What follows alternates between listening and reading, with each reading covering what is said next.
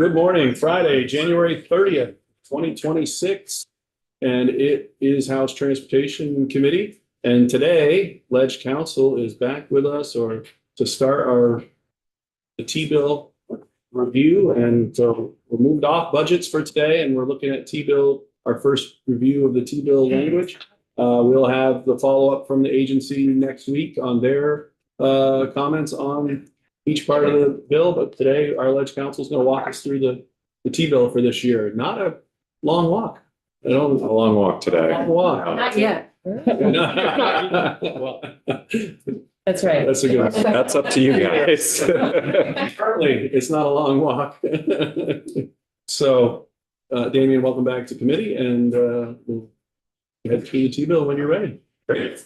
Thank you. For the record, I'm Damian Leonard from the Office of Legislative Counsel. Let me pull up the T-bill here, put it on the screen behind me, and get things started here. Okay. So the first page here is covered by the subjects and the normal sort of lead-in language, and finishes with the adoption of the transportation program. So this is the standard language we have every year. Subsection A adopts the agency's proposed fiscal year 2027 transportation program as amended by this act to the extent that federal, state, and local funds are available. Right out of the gate, we both have. Go ahead, Representative Brown. Yeah, just to remind me and maybe the committee members too, these don't get a number, this bill, right? Not yet. When you vote this bill out of your committee, it will get assigned a number. Okay, So what happens then is the chair will let drafting operations know that the committee has approved the bill. They'll process it and work with the clerk's office to give it a number, and then it'll get introduced the next day in the chamber. okay, after it's voted out. That's right. So for now, it has a drafting request number. But once it's voted out, it'll get an official number. So it'll be a high number, H6 or 7 something, depending on where we're at. It's our own little secret bill that has my number. Yes, you're not so secret bill. Double secret. Hope everyone heard it. Yeah. So the next portion, subsection B, these are. Sorry, I have a question, but I have a question. Yeah, Adoption means the big white book. that's right.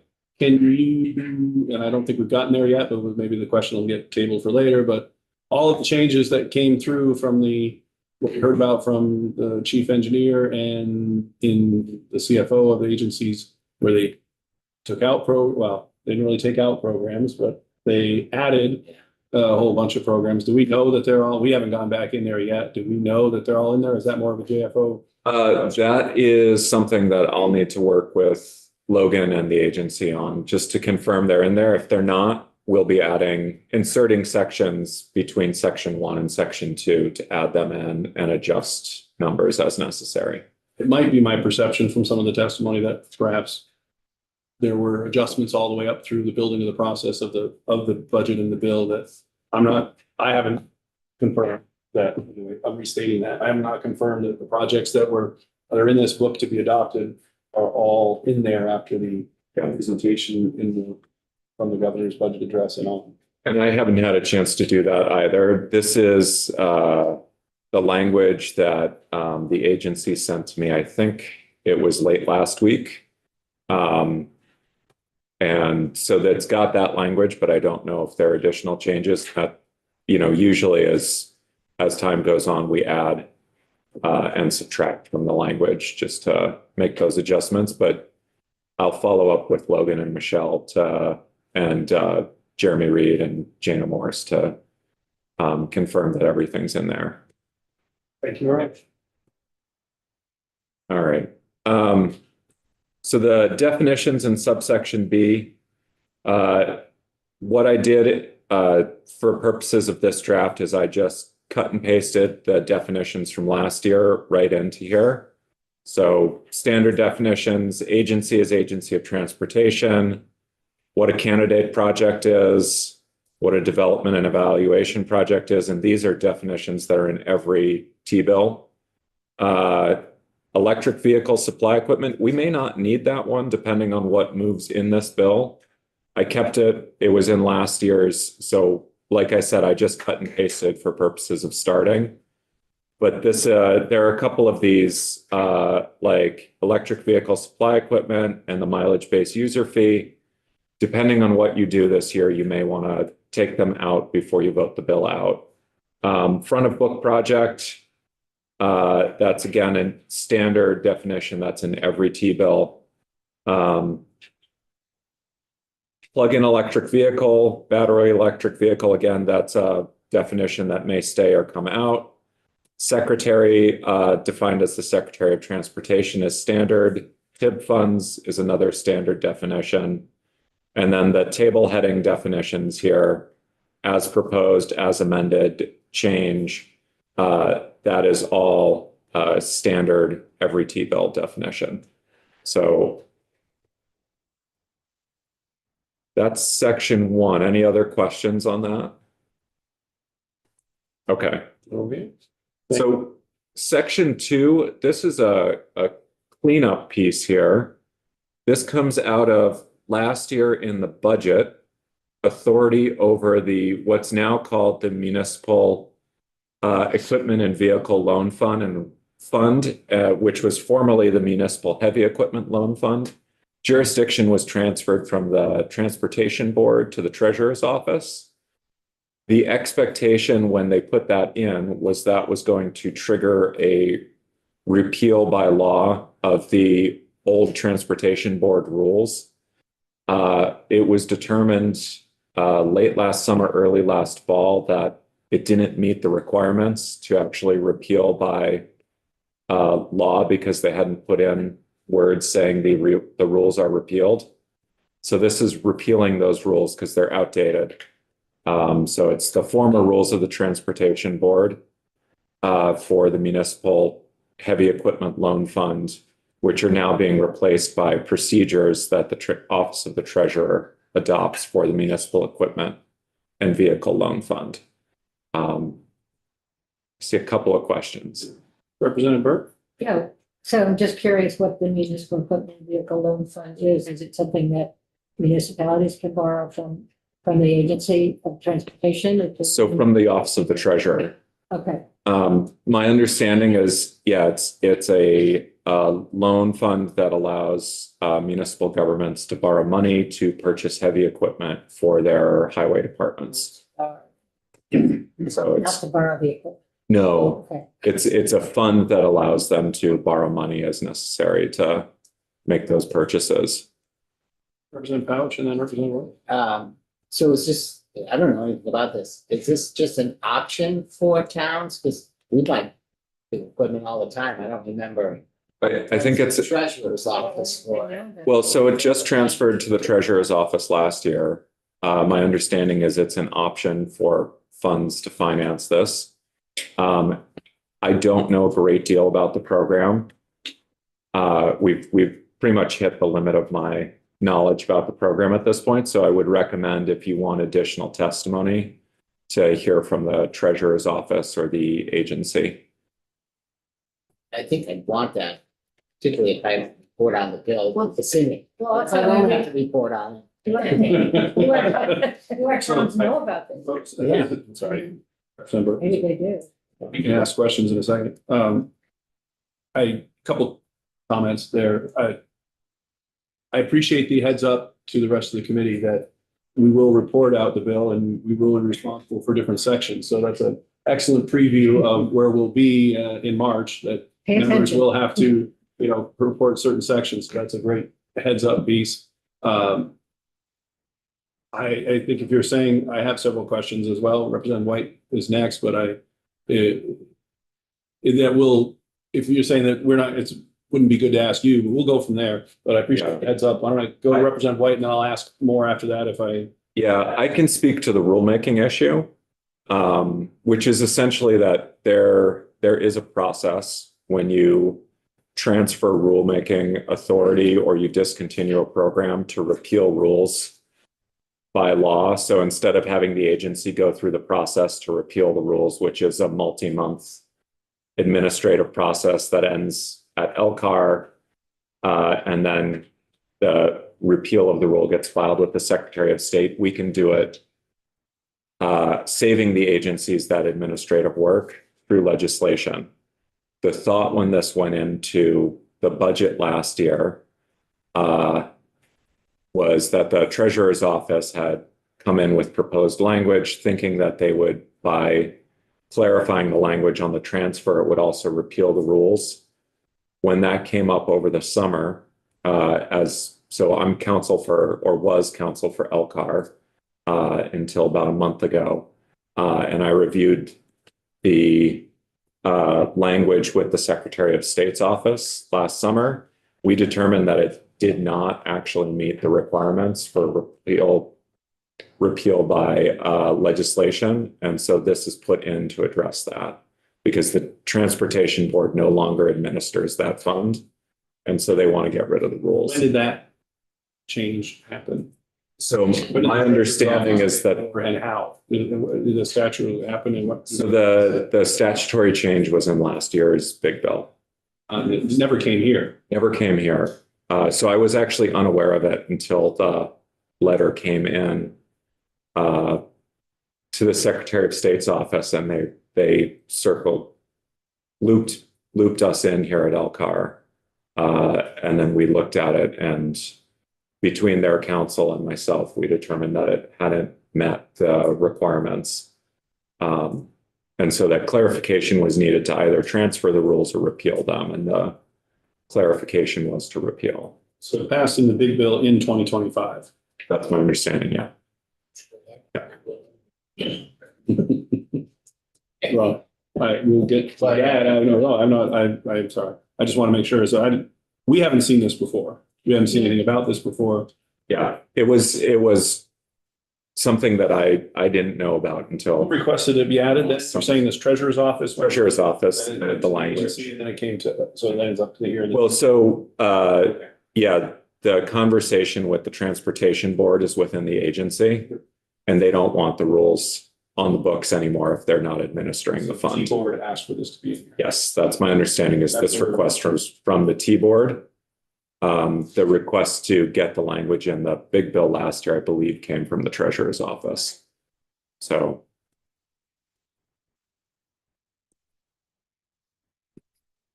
Right, did we get to your question? Well,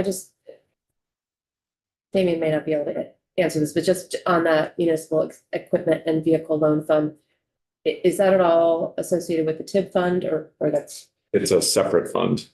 And just so I didn't realize that the big bill would have changes to transportation that weren't in the transportation bill. So is that common practice or? It's not super common. It does happen occasionally. We try internally to keep each other updated on what is happening where, so that we can bring things to the attention of the committee's jurisdiction. In this case, that communication broke down. I'm not sure where the breakdown occurred, but that communication didn't occur. So I don't know if there were discussions offline that occurred, but I was unaware of the language. And Well, it sounds like everybody's interested in some clarification from yeah, the treasurer's office or whoever is the best person. Representative McCoy? So I guess just a statement, I should have run through, my opinion, should have run through transportation and at a minimum, commerce and economic development, just a technical, your yearly technical on banking, insurance, and securities. So I don't know. Just seems a little wonky to me that the treasurer's coming to us and saying, I'm going to take this over now. And instead of starting with the Agency of Transportation. yeah. like, And I'm I not don't know if sure. there's an issue with them handing out, being responsible for the loan fund. I don't know if we have other loan portfolios like this. I know there's a Vermont Municipal Bond Bank. I'm not quite sure who is in charge of that one, so it's kind of strange the way this all. Well, it's just my comment. On this directed to the witness, Yeah, it's just a comment. You don't have to answer it. Oh. It's just. unless you have a comment to that, I guess. And I, Your question at the end, is do you have a comment on that? okay, so I also, in response to questions that have come in, Michelle Boomauer is watching, and she just passed on to me that she recommends having the treasurer's office in on the municipal equipment fund. That AOT does not have additional information on that. And then Candace Elmquist passed on that all AOT-based appropriations are in the White Book. We're gonna hear, you know what, I appreciate So- that, and I'm glad they're watching, and I am glad they're ready to answer the questions, and they're all on the schedule for next week. And I hope they keep sending the notes, but Yeah. and we want to learn all of that. We're definitely supposed to be getting the walkthrough of what it does say. And then they're gonna tell us their opinion on each piece of it, and they're gonna answer all our questions, and I am Yeah. really glad to know that they're out there supporting us as heavily as they are. Yeah, so they are here and making a note of the questions. So, Yes. but yeah, the upshot is no adjustments to the White Book at this time. The white book is updated, you said. That's right. Oh, that's great. We'll hear that from them again next week too. Yep. Perfect. So, and we will also come back as a committee and decide what actions we may or may not want to take and what testimony we will want to take. We're not going to decide that today. Today's goal is, in effect, the walkthrough of what is in here. Right. Then we can all talk about what we're going to do about it next. But first, we're going to find out what's in here. And then we're going to get the agency's opinion on it. And then we're going to decide what we want to do about it. That's how the procedure works. If that makes maybe more clear, I should have said at the beginning. This is for our ledge council to walk us through what's here and what's requested. Then to hear from the agency why they requested it and what additional information we want. And then we decide what actions or testimony we'll take from any other parties, right? Yeah, well, yeah, who else is affected? So that's the procedure that we always use, and that's where we're at. So continue to walk us. All right. So section 3 amends 19 VSA 10C. This is the general statement of policy for state highways and bridges. And this provides that they're replacing the words develop and implement state standards with maintain state standards and guidance for geometric design. My understanding is that this is intended to clarify what the state does, and maintain includes developing and implementing. And it's not only standards, but also guidance documents on how to implement them. The second sentence, the design speeds may be lower than legal speeds, is being deleted because it's redundant if you read it with the following sentence, which implies that design speeds may be lower than legal speeds.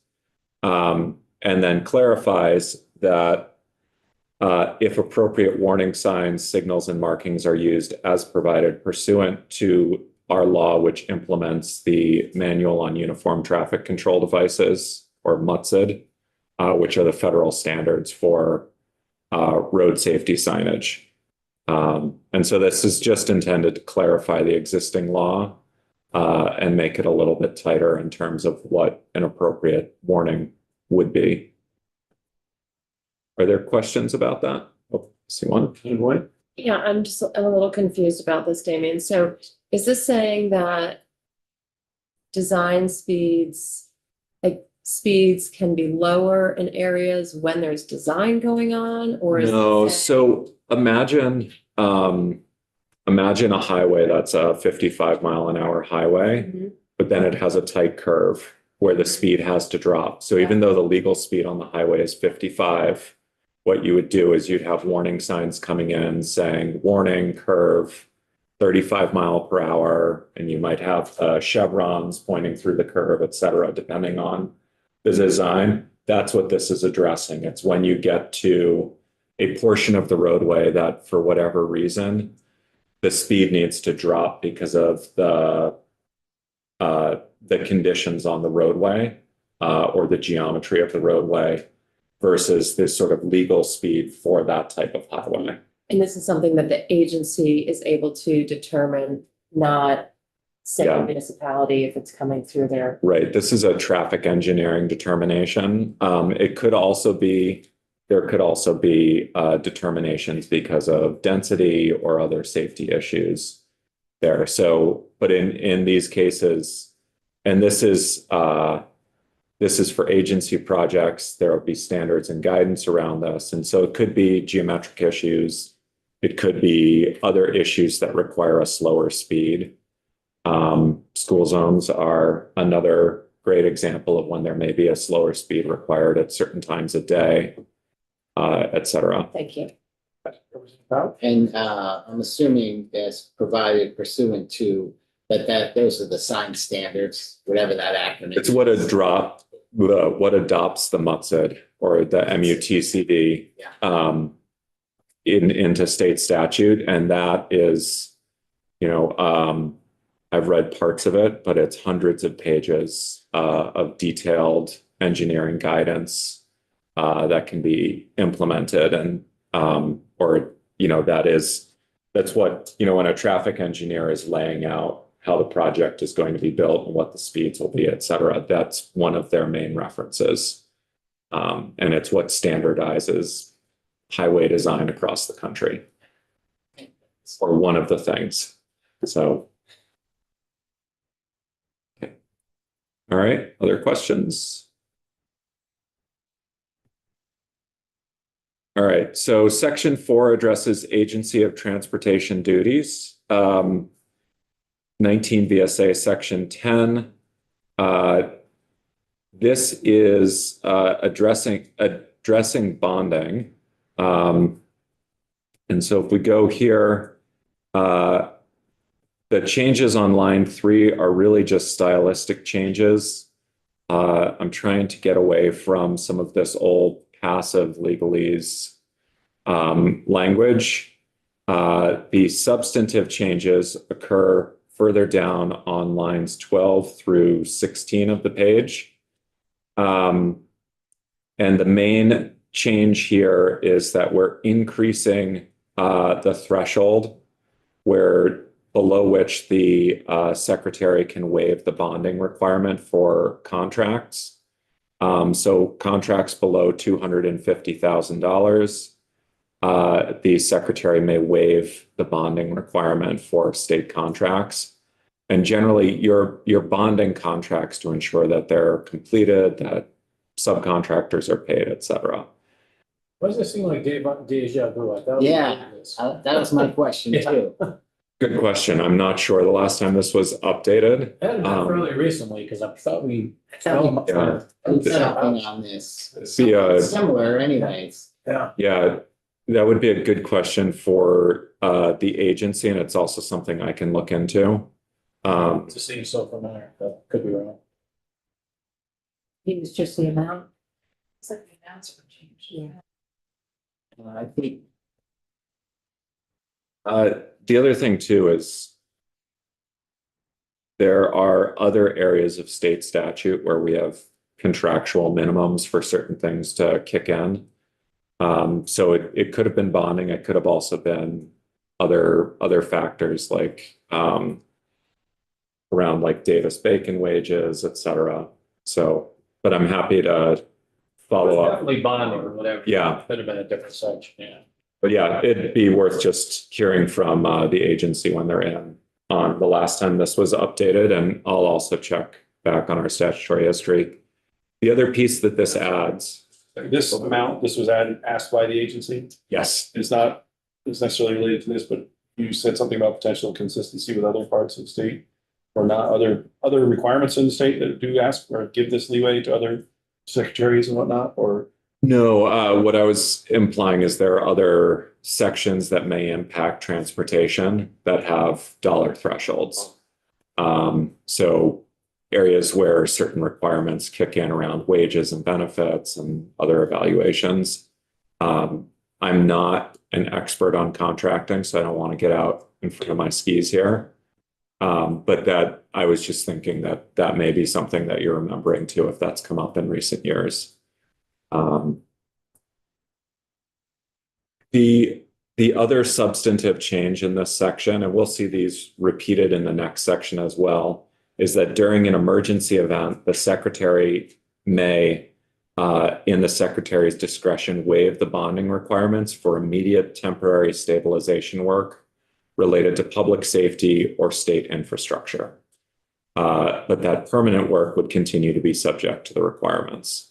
So basically, in order to get a contractor out quickly, you can waive the bonding requirements to get the work done. And then when you do the permanent work to repair the damage to the infrastructure, you would then be back to the same bonding requirements. And is only the governor declares emergency events, or does the secretary declare? So that would be a good question about what is intended by emergency event. Fine state term. We do have an all definition of an all hazards emergency. We've used language such as weather emergency in the miscellaneous motor vehicle bill this year. You may want to say an emergency declared by the governor, but I would ask AOT what their intent is and what their goal is. Off the top of my head, I don't remember if that was mentioned in their outline.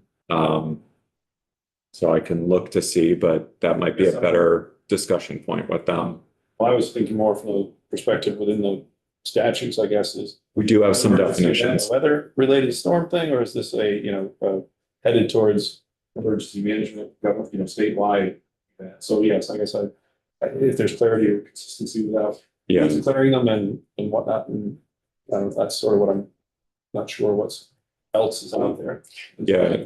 we do have some definitions for emergencies in the statute. I don't know if any of them would be appropriate or applicable in this. I guess I would look to know what is an emergency event and who declares it. If you could help us with that, I would appreciate it. So I'm writing down questions. Because I'm not sure that's an agency question as much as it is a law question, but I'm not sure. So I guess that's what I'll throw out there for now. So it's probably a two-part question. One is what sort of emergency are they hoping to capture in this case? And then It's the authority to declare. And then once we know that, it's that can lead to an answer of who has the authority to declare it, and who would make that determination. So Is, okay. yeah, Good question, Representative. Well, I have some concerns relative to, things like FEMA reimbursements, it's a tricky area. We want to make sure that we don't preclude opportunities for, I don't know if this touches on this, but that's where my mind immediately goes. right. And I think one of the things to keep in mind is this is just the immediate temporary stabilization work to make sure that Okay.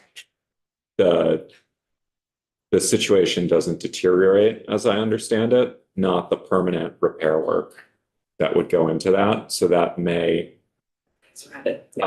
and I'm not an expert on the FEMA process for transportation infrastructure, but that may put some meaningful brackets around it with respect to that. Again, I think hearing from Michelle or Jeremy Reed on this would probably make sense, or someone else at the agency. Well, we certainly want them to be able to respond. I'm just curious in what parameters were they saying that. So, anybody else? All right.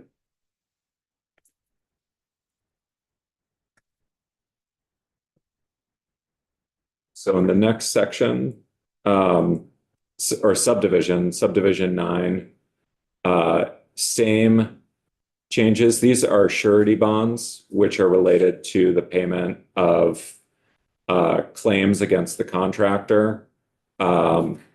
So claims from creditors for various things, also for professional services, etc. And so this is basically ensuring that those claims can be paid. This would also include the payment of taxes and the payment of unemployment insurance contributions to the Vermont Commissioner of Labor. The unemployment insurance contributions is my addition. the current law said contributions. As formerly being the labor and employment lawyer here, the only contributions that are paid to the Department of Labor that I am aware of are unemployment insurance. So that is a clarification there. But I did want to be clear that that was my change to their language. And then going on to page 7, it's the same substantive increase in the threshold to waive the surety bond requirement and the same permission to waive it during an emergency event. I'm sorry, Representative Burke, Yeah, I'm just wondering. On page 4. Oh. Is material man, did they mean that? Does that mean something? Material man, Oh, page 6, line 6 4. line 4. Ah, that's a good question. That is some old language, existing language from the statute. That may need to be updated to a modern term. I'm not, Is material man some kind of a legal term, or does it mean materials? Mechanics or material means lien that people put on. Yeah. property when they don't. so a material man is someone who supplies physical materials like lumber, concrete, fixtures. I Um, press it with- It is a yeah. term that's used. Oh, okay. I don't know if there's a more modern term, but this may be the legal term we want to keep. Just wonder. I'll consult my Black's Law Dictionary to see if there's a more modern term, but in a lot of these cases, you use these sort of antiquated words that have been with us for, Nice sheet Yeah. of antiquated. I think. yeah. What if it was a woman? That's why a lot of these terms have updated. So, but I'll check to see That if would have there's fell through a, the cracks? this is, it's one of those things. I just ripped it. I know. It's fair. It wasn't captured when so much of this was updated about a decade ago. So, and there may not be a new gender neutral term for this. So we still have terms like airmen as well, that appear in the statute and refer to generally to people who work on airplanes. So, all right. Other questions?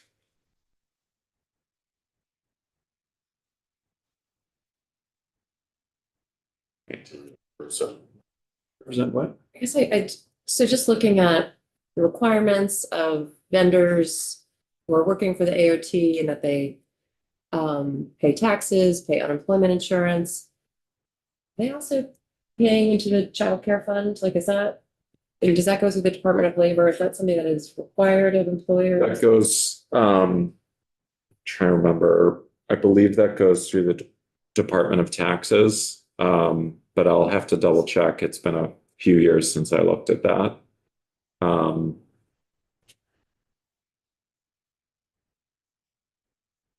just wondering if that kind of now falls in the list of payments that vendors should be making to the state along with unemployment and so forth. and see if I can get a rundown of what the various payments are. I mean, there are various other requirements that are already included. Yeah, when you contract with the state, there are standard terms and conditions that require you to pay things like workers' compensation, et cetera, as applicable. And I can certainly look at that. It may make sense to just reference some sort of neutral standard that won't need to be updated every time we update what contributions are due to the state. So Representative McCoy and then Representative Burke. So assuming the childcare is childcare tax, so doesn't the payment of taxes, both state and municipal, encompass any state tax? I think that it may. I would hate to I- start listing everything and then have to That- update it every year. Yeah, that's why I think it may make sense to say, all state municipal taxes and any other contributions due to the state or something like that. But I'll look to see if Yeah, we maybe have some some clarification, better if it's- language. Yeah, what exactly is included in this? One of the tricky things with this is, there's what is due right now, and then 10 years from now, state tax or other policy could change. And as I think we're seeing, this doesn't get updated very frequently. So it might be good to have a more neutral term. Well, start Representative Bergeron. Yes. So it's so my understanding is that it's a payroll tax and it's split between the employee and employer. So it's like 0.44 for the employer, I think, and 0.11 for the employee, but then some employers can opt to pay the full tax. That's an opt-in. But I think it is like just put out as payroll tax. It's So, but yeah, I will confirm that. I'll also just take a look to see if we have something that breaks down other payments due from employers that we, and whether it makes sense to list that out or to, say comply with all applicable state contracting requirements or something like that. Because the agency of administration keeps a standard contracting requirement that agencies have, which includes a long list of terms around which payments you are required to, certify that you will make, et cetera. But this also may be something where some input from the agency could be helpful. just a correction. I said it was 0.44 and 0.11, and it's 0.33 for the employer, 0.11 for the employee, or 0.44 if the employer chooses to just pay the full. Okay. All right. Other questions on that section? Okay. The next, this is new language. Sorry about that. My understanding is that this is language to ensure that we stay in compliance with the federal bridge inspection standards, or the National Bridge Inspection Standards. So first, it defines a bridge to mean a structure to which those standards apply pursuant to federal regulations. And then it provides that the agency will inspect bridges on state and town highways in accordance with the requirements of the federal standards. For municipally maintained bridges, the agency would advise the municipality of its inspection findings and any noted deficiencies. And then would also notify the municipality if the bridge requires posting or closure. So posting would be like a posted weight limit for the bridge, and closure is self-explanatory. And then this would also require the municipality to post or close the bridge as appropriate upon receiving that notification. And then if necessary to protect the public from an imminent hazard, this would also allow the agency to post or close the bridge for which a municipality has maintenance responsibility. The final piece here is that for any bridges where the municipality has the maintenance responsibility, all costs and expenses related to posting and closure is a municipal responsibility, including signage, barricades, et cetera. And then for agency maintained bridges, we essentially repeat the same provisions. So the agency would do the inspection and has sole responsibility and authority to determine whether it would be posted or closed, except that a municipality may close an agency maintained bridge during an emergency. So, for example, if you need to close a highway because of a major accident or something like that, or conditions down the road. Representative Couch has a question. Okay. Yeah, Then Representative McCoy. is this different than what they do? I mean, the state has come to our town and said, we didn't pass an inspection because I guess too much pavement, too thick a pavement, so they had to go and mill it down. It seemed like, as soon as we found out about it, the road crew was out there fixing it. Yeah, my understanding is that this is not a change from existing federal bridge standards that we have to follow, so much as codifying what the process is at the state level and where the authority and responsibility lies. So this is probably what everybody's already doing.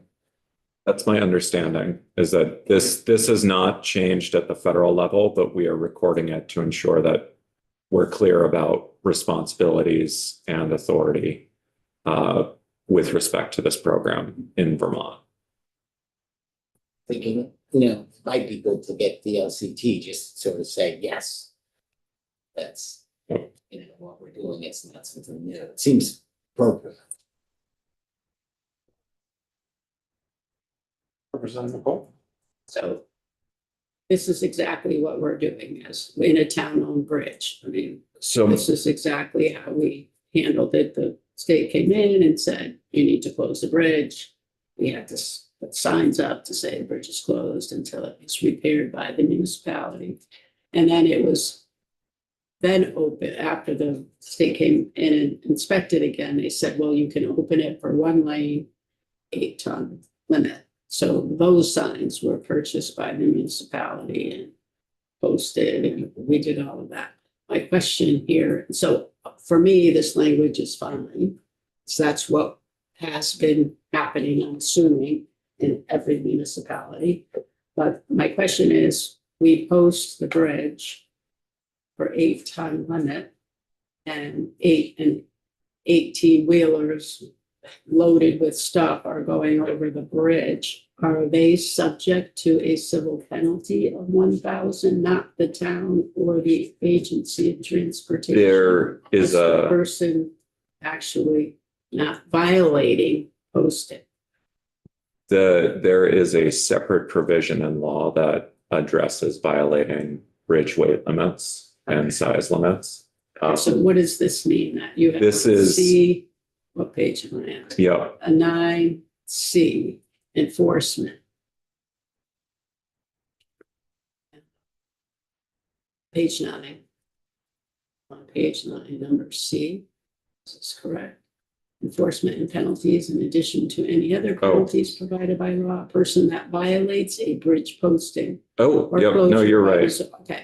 you're So right. it's if I'm driving an 18-wheeler over it, and there happens to be a police officer there ticketing. Right. They're subject to a penalty of 1,000. Of up to 1,000. Of up to 1,000. Yes. In addition to the other penalties, you're right. I'm Okay. sorry, I was misremembering how the penalty worked on this. Just double check. Yep.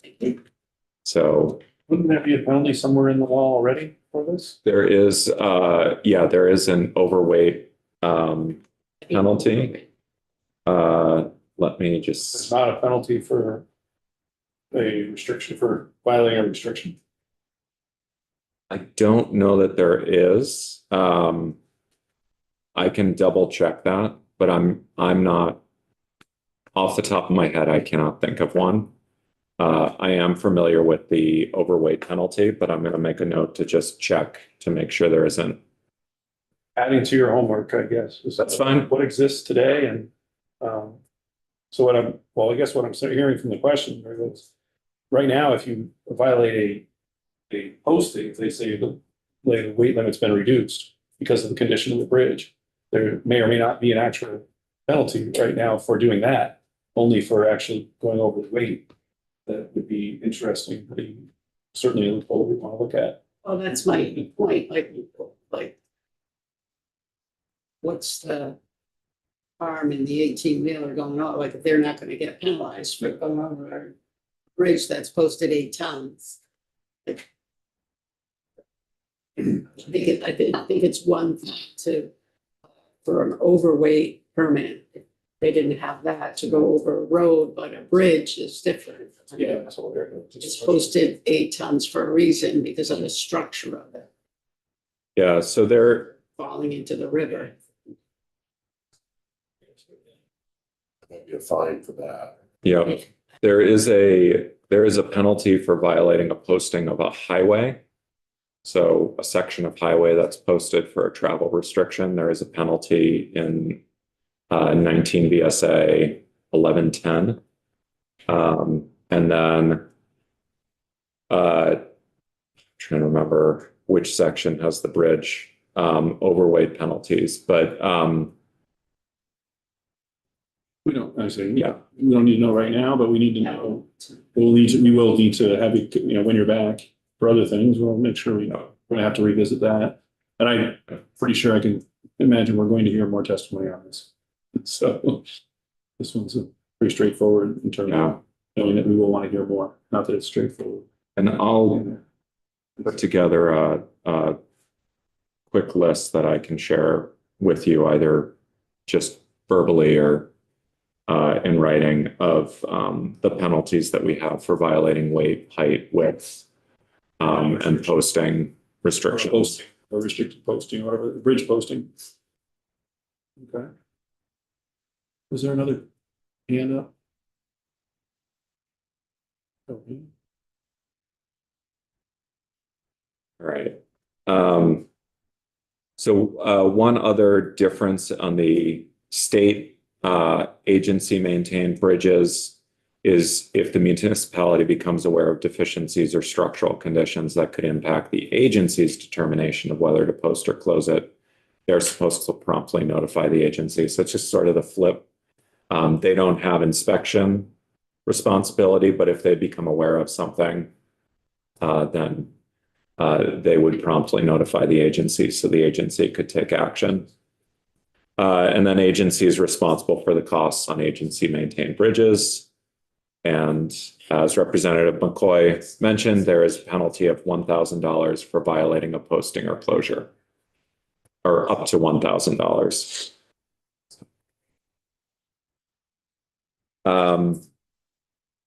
So section 6 here, the first changes on numbers 11 and 12, these are technical changes. We're not actually changing the existing law. I've added in descriptions of what the violations refer to, just for consistency with the rest of the section. Most of the section here lists out, say a violation of subsection whatever relating to blank. And for whatever reason, these two subdivisions didn't do that. So I just added those references. The substantive change is number 13 down here, which would make it a traffic violation to violate the posting or closure of a bridge. Questions? And so this ties back to that section we just went to, or we're just at. So it's what we're doing here with the traffic violations is this allows for basically this lists out things that are prosecuted as a traffic violation in that section. And so it's really a cross-reference that's necessary just to allow that enforcement to occur. It's in Title 23 in the the chapter on traffic violations, which has a procedure for how we prosecute the violations, as well as defining traffic violations and also allowing for the expungement of violation records in certain circumstances. So it's similar to the Judicial Bureau piece where we have the fines that the Judicial Bureau or the sections that the Judicial Bureau can assess fines for in Title 4, I want to say. Representative Thompson. Just trying to understand that change. So that changes who can do the enforcement or how the fines are paid, or and what is it being changed from? Could you? So it's really just, so what we've done in the previous section is we've added a new violation for which there's a civil penalty. In subsection E of section 5 here, we've added this language allowing a civil penalty of up to $1,000 for violating a bridge posting or closure, or at least that's what's proposed. And so to go along with that, similar to other sections of Titles 19 and 23, where we have violations of various road closures and other things that are a traffic violation and subject to a penalty, we are adding this to the list of traffic violations just to be consistent with those. Okay, and so previously it wasn't, Previously, there was no specific penalty for violating the bridge posting or closure. I see. And so we've added that and we're adding it to the list of traffic violations. It's kind of a dotting your i's and crossing your t's. Two things. One, I'm just sort of curious up above in 11, Smuggler's Notch. I'm assuming it's the same thing. Yeah, so that section of statute sets out a $1,000 penalty for operating a prohibited vehicle, which is a 40-foot or longer box truck or a trailer of 45 feet or longer in Smuggler's Notch, past where the signs are, the chicanes now. And then it becomes a $2,000 penalty if you get stuck and they have to close the road to get you out. And then that penalty doubles. So $2,000 if you just violate it for a second or subsequent time within, I think it's 3 years.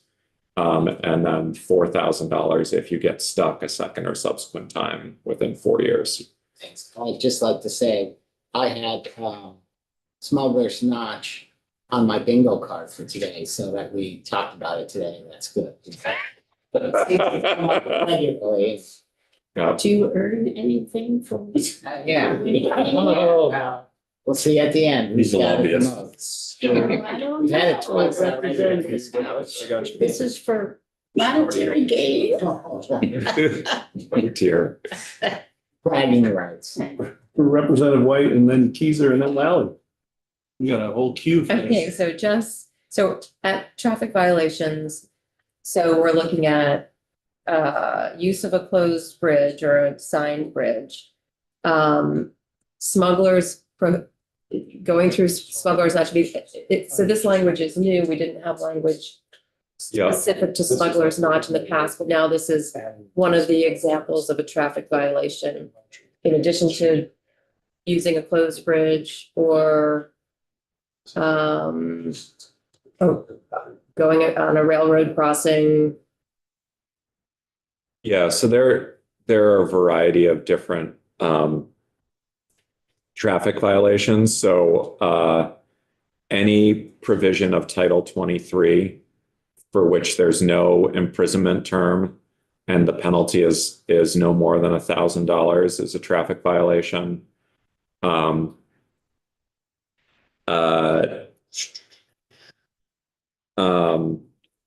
Any violation that has a scheduled penalty under the Judicial Bureau law that's not more than $1,000 is a traffic violation. Violation of any municipal ordinance relating to the operation or use of motor vehicles. But not to parking of motor vehicles, transportation of hazardous materials violations, motor carrier safety standards violations, violations of trail use of certain state-owned railroad corridors or trespassing on railroad property are considered traffic violations. And those all have that $1,000 fee. No, they have different only the ones where I mentioned the fee is there a penalty limit that makes it a traffic violation. So it's penalties under $1,000 or under for certain ones. And then there are these others that are added to it. And so this is just adding to the list of those traffic violations. Representative Keiser. Thank you. So Smuggler's Notch,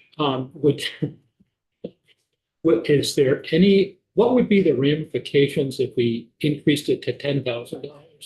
So that is a proposal that's in the miscellaneous motor vehicle bill. Really?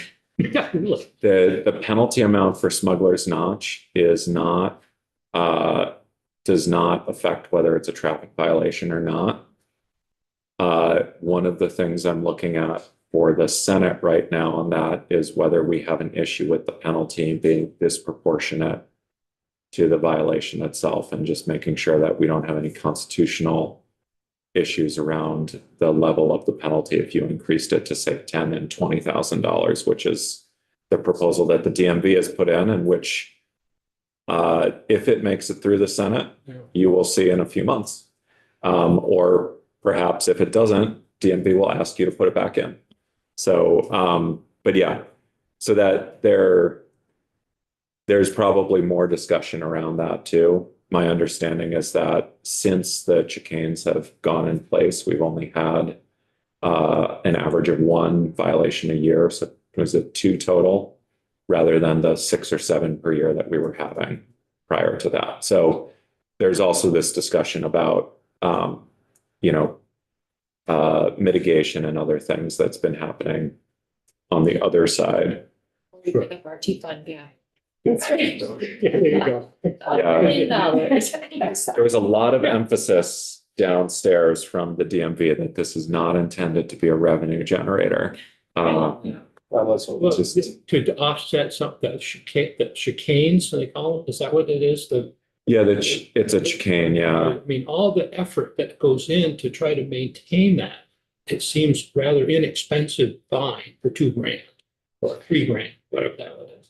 Yeah, I think and I don't know the details, but my understanding is that the recovery costs are quite substantial when you have a stuckage. It shuts the road down. It makes what is a, less than 15-minute drive, an hour plus drive to get across there. It affects tourist traffic, et cetera.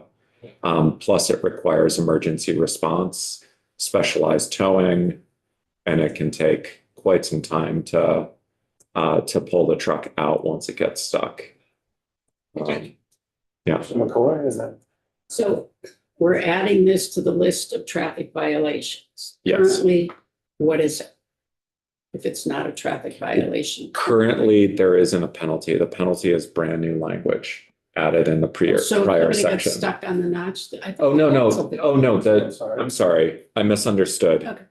I thought you were talking about the bridge posting. No, We're I mean- not adding the smuggler's notch to the traffic violations. All we're adding is an explanation of what that cross references to. Okay, so Yeah. currently the notch is already a traffic violation. It is already a traffic The violation. new one is the bridge. Yep. Is now going to be a Yeah. traffic violation. All I did in 11 and 12.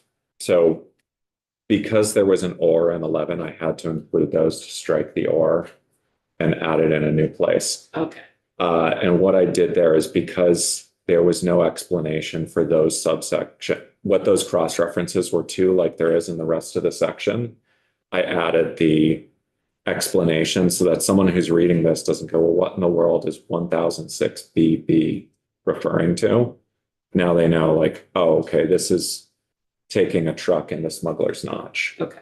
Um, And Or- we're adding a violation for authorizing for violating the bridge posting and the foreclosure. railroad crossing violation. No, that's Oh, not that's a new already one. in. That's just a new Okay, so an just 13 explanation. is new. Yep. Okay, so currently, if somebody violates the weight limit on a bridge, can they be ticketed?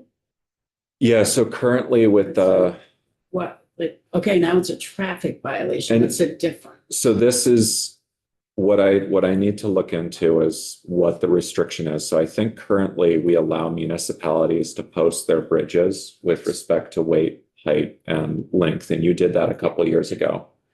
And then there is a municipal penalty that's applied for that. What I need to do is get a better sense of, are there any other pieces besides the road posting piece in 19 VSA 1110 that would apply to bridges, that would also be penalties in this case? Okay, so 13 is just with respect to municipal bridges or also state? No, this is with respect to both state and municipal Okay, bridges so- that have been posted or closed. Okay, so if they're posted and somebody goes over a state bridge that they're over a limit, Right, and this is a posting related to the National Bridge Inspection Correct. But if System. currently, will they be ticketed if they go over a state bridge? I don't know if this is, or we're just quantifying what a violation is. Are we currently considering it a violation? We're just putting it in writing now? I don't, like, So, I'm saying, I mean, yeah, people in the past been ticketed for I think- going over a state bridge overweight. that's probably a better question for AOT. Okay, Yeah, thank you. yeah. I think I've gotten to the limit of what I know on this issue. We've done way beyond that. I'm gonna have to hand that one off. Okay, Then can you tell me whether chicane is related to chicanery? it's not. One for Is it bingo. the same, does it come from the same word? I can get back to you on that. It's Friday. Thanks. It's not critical. Yeah, well, I do have a copy of the Oxford English Dictionary, which will tell me if the root is the same. So, I'll, It's from the French word chicaner, there we go. and is used in card games for a hand with no trunk. Music became the stage name of English DJ and producer Nicholas Brittenberg for France hits like Saltwater. This was an AI. Oh, I hate this. This was an AI response, so it must be other. Okay. So, section 7, Public Transit Advisory Council. These are some updates. They're substantive but technical, if you'll bear with me. So, the Community of Vermont Elders has dissolved. So the proposal here is to replace their membership on the Public Transit Advisory Council with a representative from AARP Vermont. Apparently, the taxi services have not had a representative on the council for quite some time. So the proposal is to repeal the language that says a representative of private bus operators and taxi services entirely, and then swap the representative of intercity bus operators with a representative of Vermont private bus operators. And AOT can provide some more explanation for their reasoning behind this. But it is a substantive change to the membership there, but my understanding is it's to deal with sort of the realities of the council membership there, and to try to address where the statute isn't lining up with the folks they've been able to get to sit on the council. The last, I think we have 2 sections to go here. Or this might be the last one here. This is to extend the sunset or delay the sunset on the repeal of the Agency of Transportation's Public-Private Partnership Authority. This has been extended once already in 2023. So it was extended from 2023 to 2026, and the proposal is to extend it for another 3 years.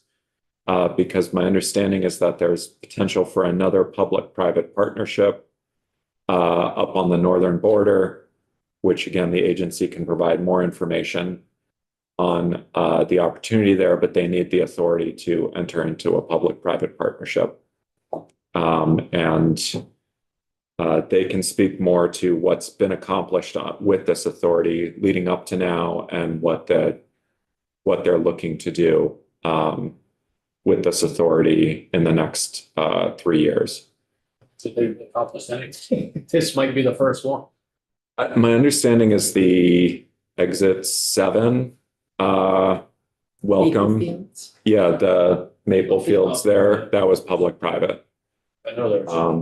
But yeah, I don't know if there's other accomplishments under this, but that's the one that jumps to mind for me. Oh, yep, we do have Transportation Board, one more section. So this is a clarification for appellate review of agency decisions and rulings regarding private and commercial access to state highway rights of way pursuant to section 1111. These are the 1111 permits, as they're known, which is anytime you have a driveway or other roadway that you're proposing to go onto a state highway, you need an 1111 permit. This would allow the applicant or permittee to appeal in writing, and clarifying that it's the applicant or permittee who can appeal the decision and not someone besides those parties. And then the effective date is set for July 1, 2026. That's our default effective date. Depending on what you do with the bill, we may or may not need to update that. The only preview of potential coming attractions that I'm aware of that's not in the bill is that some of you may remember there was a last minute proposal last year for some language relating to, I believe it was the Public Service Board, which used to have some responsibility for things that are now potentially within the authority of the Transportation Board. That language has been reviewed by AOT and it is being reviewed by the Transportation Board. It was proposed by the Public Service Board. And so that may be something that is proposed to be added depending on what the Transportation Board, their feedback after that review. So there's several pages of that, which might almost double the bill, but they're supposed to be technical changes, but that's being discussed. All right. Everybody need another cup of coffee? Not bad compared to last year. Yeah, it's a lot smaller than some. Well, it's only draft one, so. That's true. And, sorry, questions at all? I guess I could, questions or comments, we could open it up for a few minutes and their piece, but the general plan at this point will be that next week we'll have the agency in to walk through the sections and answer any questions that why they asked, what they asked for, whatever it might be, the agency, and then we will look for testimony on anybody that's affected, potentially affected by any of the changes that they may want to come in. Clear that the couple sections we'll want to hear from some either RPCs or these cities and towns or town highways on a couple of pieces. There might be some need to go by the judiciary since it involves some fines or whatnot. So we usually we have to start that conversation. And so next week we'll have the AOT side of the language and any chance for you to ask questions about that. We will also hear more budget presentations next week as we haven't made it through every department on the budget. Maintenance will be in again next week, which is a pretty heavy dive with $100+ million of transportation funds. There will also be presentation on salt, a couple different pieces that are also part of that while Ernie is in. And then we have some bill introductions at the end of the week that are up on our wall for that you'll be getting invitations from our committee assistant. So that's the plan for next week. If you have a comment or a question, please. Yeah, so that sounds good. I mean, I think there's an omnibus transportation bill that I think is sitting on the wall. It's not there yet. There may be a couple others that I guess as we get through this part of like, here's what the administration has suggested and, we go through that. And that's typically where we might pull anything else into this bill. Yeah, a reminder, get your bill approvals in for individual member bills or member bills today. First, So- Long form only. Short form is fine. Not for resolutions. Not for resolutions, not for short form, not for committee, but long form bills, we need those today, I believe. Let me just double check the House rules, but Yes. So I'm assuming that's what if there was anything else we were to.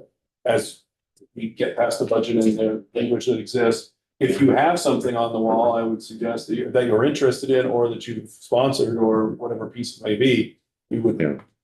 want to start getting the agency's feedback before you even think about what the witnesses and piece and testimony may or may not get into here.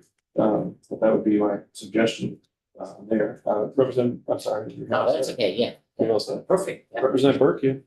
Just want to bring up another issue that, and I don't know whether it's under our purview or not, but I had a letter, maybe some of you did, from our regional planning commission head, who's head of the whole, all the regional planning commissions, talking about the impact of the delay, I guess, in releasing emergency management performance grant. What that affects the